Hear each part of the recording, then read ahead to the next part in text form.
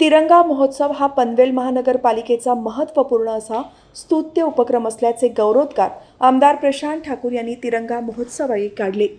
पनवेल महानगरपालिकेमार्फत आद्य क्रांतीवीर वासुदेव बळवंत फडके नाट्यगृहात तिरंगा महोत्सवाच्या कार्यक्रमाचे आयोजन करण्यात आले होते।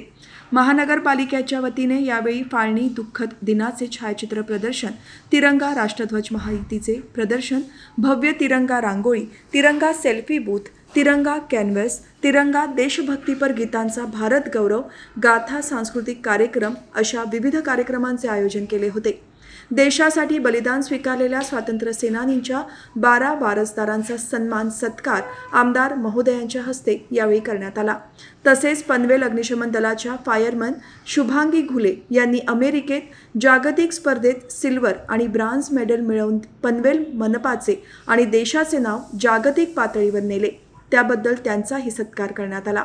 यावेळी आमदार विक्रांत पाटील, पनवेल परिवहन व्यवस्थापक कैलास गावडे, उपायुक्त डॉक्टर वैभव विधाते, उपायुक्त प्रसेनजीत कारलेकर, मंगला माळवे, स्वरूप खारगे, अभिषेक पराडकर, मुख्य लेखा आणि वित्त अधिकारी मंगेश गावडे, मुख्य लेखा परीक्षक निलेश नलावडे, लेखा अधिकारी डॉक्टर बोरकाटे, सहाय्यक आयुक्त श्रीराम पवार, शहर अभियंता संजय कटेकर, मुख्य वैद्यकीय अधिकारी डॉक्टर आनंद गोसावी, शिक्षणाधिकारी रमेश चव्हाण, मुख्य जनसंपर्क अधिकारी डॉक्टर राजू पाटोदकर, नगररचना विभागाच्या अंकिता नेरकर यांच्यासह मान्यवर उपस्थित होते। यावेळी सादर झालेल्या भारताची गौरवगाथा देश प्रेमाच्या स्वर लहरी या सांस्कृतिक कार्यक्रमाने अधिक रंगत आणली।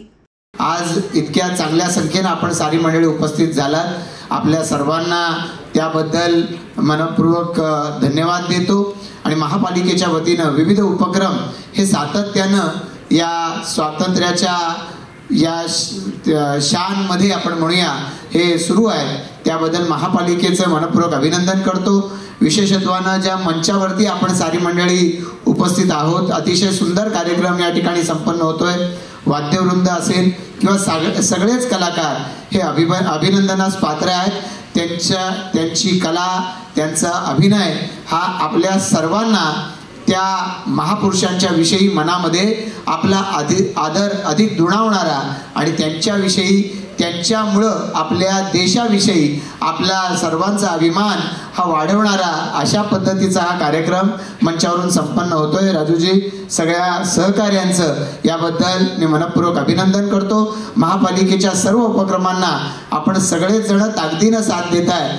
उद्याच्या घरोघरी तिरंगा या कार्यक्रमाच्या माध्यमातून आपण सर्वजण हे निश्चितपणानं या पुढच्या पिढीला देखील आपल्या सोबतीनं या देशाविषयी अभिमान बाळगत असताना सोबत घ्याल आणि उत्तरोत्तर भारताचा गौरव अधिकाधिक वाढत राहील अशी या निमित्तानं अपेक्षा व्यक्त करतो। माननीय पंतप्रधान नरेंद्र मोदीजी यांच्या नेतृत्वाखाली जेव्हा संपूर्ण देश हा देशाच्या स्वाभिमानानं, अभिमानानं या ठिकाणी प्रेरित होऊन उठलेला आहे, अशा वेळेला आपणही त्याच तिरंग्याच्या अभिमानामध्ये, तिरंगाच्या गुणगौरवामध्ये सहभागी होऊया, इतकंच या ठिकाणी सांगतो। ज्या पद्धतीनं 2014 पूर्वीचा भारत आणि 2014 नंतरचा भारत हा फरक ठळकपणे आपण बघू शकतो की भ्रष्टाचाराने बजबजलेला पूर्वीचा भारत, टीव्ही चॅनल लावला तर कुठल्या तरी भ्रष्टाचाराची न्यूज दिसायची, पण आता न मैं खाऊंगा न किसी को खाने दूंगा,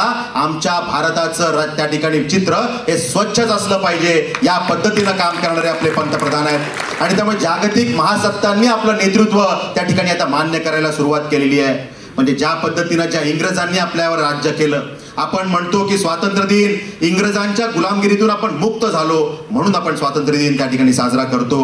मग ज्या इंग्रजांनी म्हणजे इंग्लंडनी आपल्यावर 150 वर्ष राज्य केलं, ते इंग्रज जागतिक आर्थिक क्रमवारीमध्ये 5व्या क्रमांकावर होते 2014 पूर्वीपर्यंत।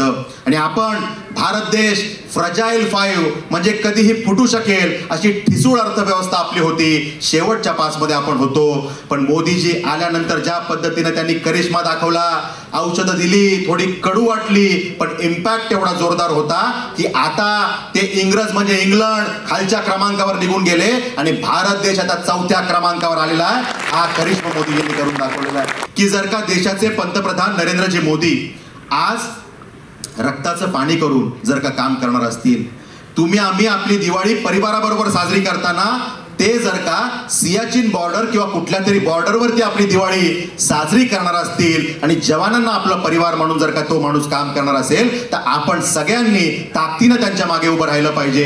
हा त्या ठिकाणी आपण आज विचार आपल्या मनामध्ये ठेवू आणि या देशाला जर का परम वैभवावरती न्यायचं असेल तर आपल्या सगळ्यांची साथ तेवढ्याच ताकदीनं गरजेची आहे ही आपल्याकडनं अपेक्षा व्यक्त करतो.